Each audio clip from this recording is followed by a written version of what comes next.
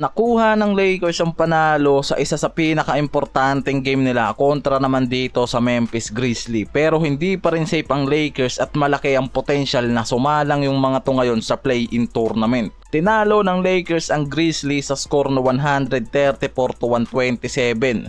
Si LBJ, Luka at Reeves yung nagbigay ng matinding impact sa game na nangyari na yan. Si Austin Reeves nagbigay ng 31.7 rebounds and 8 assists. Si Luka naman nagbigay ng 29 points, 8 rebounds at 9 assists din. Samantalang si LBJ nagtala ng 25 points, 6 rebounds and 8 assists.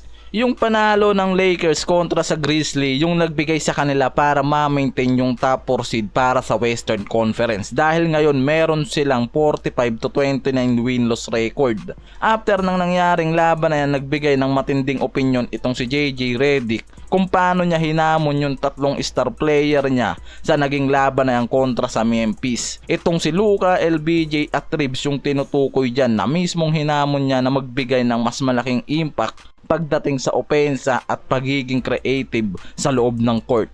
Yan yung hamon na binigay nitong si Coach JJ Redick na mismong namang naging effective para dito sa Lakers ngayon. Dahil meron lang namang combined points yung tatlong superstar na to ng Lakers na 85 points, 18 rebounds and 27 assists sa nangyaring game na yan. Itong si Luka, Lolo Brown at Reeves yung talagang nagbigay ng matinding impact para makakuha ng panalo ang Lakers. Dahil na rin kasi sa sunod-sunod na talo yung nangyari sa mga to sa Western ngayon. Mula sa 13 games mga pare ko meron silang 5 wins and 8 losses record na mismong nagdala sa kanila sa problema at pumasok pa sila ngayon sa play-in tournament.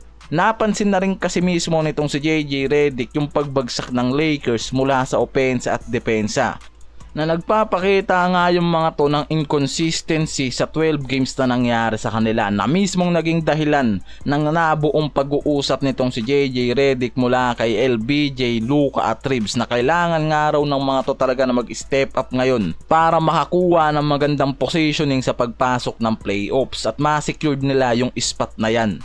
At galing na rin kasi mismo dito kay LBJ kung gaano nga raw ka-importante yung pagiging vocal ng mga to pagdating sa loob ng game, na isa sa una nilang naging problema yung communication sa teammate at chemistry, na mismong naging effective nga raw sa kanila ngayon at nasolusyonan nila yung problema na yan. Yung laban nila kontra sa Memphis kasi isa naman talaga sa pinaka-importanteng game nila para sa natitirang game sa regular game bago ang postseason na to mga pare ko, dahil yan mismo yung dahilan kung bakit nanatili sila sa top seed. Ayon kay Reeves, naging malaking bagay yung pagbibigay ni JJ Redick ng hamon para manalo sila kontra dito sa Memphis, dahil ang gusto talaga ni JJ Redick ay magkaroon sila ng mas magandang communication sa loob ng court at mawala yung kanya-kanyang paggagawa ng play at mabuo ulit yung magandang chemistry nila na nawala last 2 weeks ago nang makuha nila yung 8 straight victory, dahil yan mismo yung nakikitang solusyon nitong si Redick para bumalik nga sa kanila ang winning ways bago sumampa sa postseason na to.